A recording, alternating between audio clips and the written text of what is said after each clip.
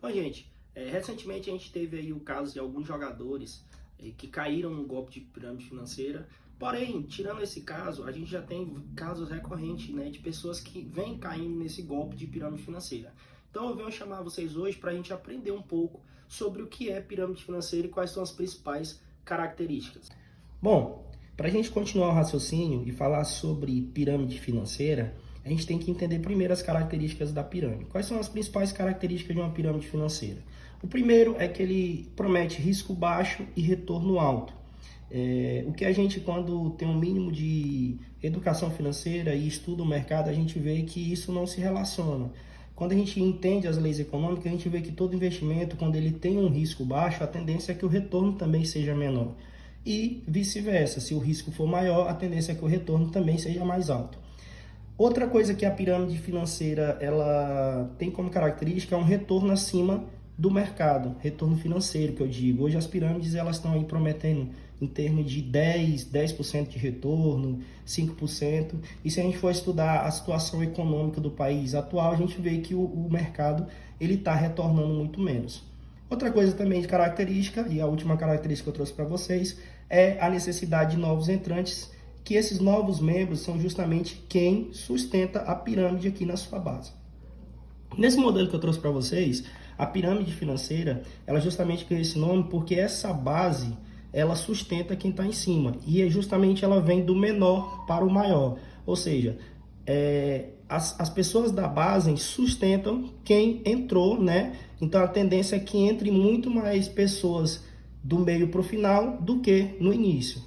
E aqui nesse exemplo, a gente tem aqui o líder dessa pirâmide, né? Que é uma pessoa. E ela precisa de um dinheiro justamente para ser colocado e justamente para dar esse retorno que ela propõe. Aqui eu trouxe um exemplo de 100% de rentabilidade num dado período. Ou seja, aqui eu trouxe um exemplo de 10 pessoas que entraram, cada uma colocaram R$1.000 e aí ela prometeu lá um retorno de 100%. Ou seja, essa pessoa aqui, ela tem R$10.000, só que ela já deve automaticamente R$20.000. Se as pessoas quiserem sacar o capital que colocou, mais a rentabilidade. E aí, para sustentar essa rentabilidade, o que ele precisa? Ele precisa de novos entrantes.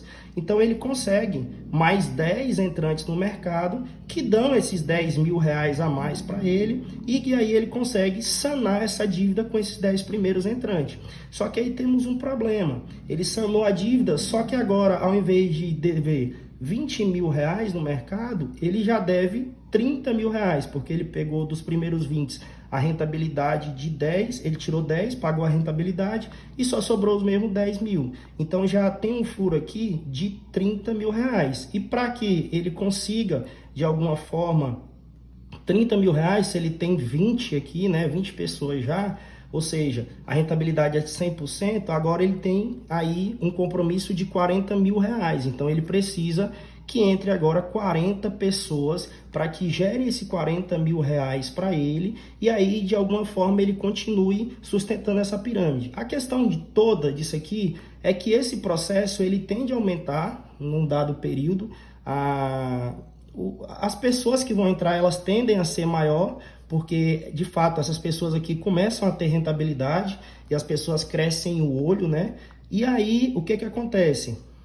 Vai chegar um período que essa pirâmide ela não vai sustentar porque a quantidade de novos entrantes vai ser menor. E aí é a hora que a pirâmide de fato estoura, né? Para quem entrou nesse primeiro momento aqui, a pessoa até ainda consegue ter um certo nível de rentabilidade. Mas, de fato, quem fica com a parte boa do bolo aqui da pirâmide financeira, geralmente é o líder que depois some, né? E as pessoas que entraram aqui embaixo ficam num prejuízo maior em termos financeiros, procurando resposta, colocam em ação judicial, mas, de fato, a tendência é que elas percam o dinheiro que foi investido. Então, essa é a característica da pirâmide financeira. Espero ter ajudado, espero que vocês, com essa explicação, possa ter esclarecido um pouco e ajude a vocês não caírem nesse tipo de golpe.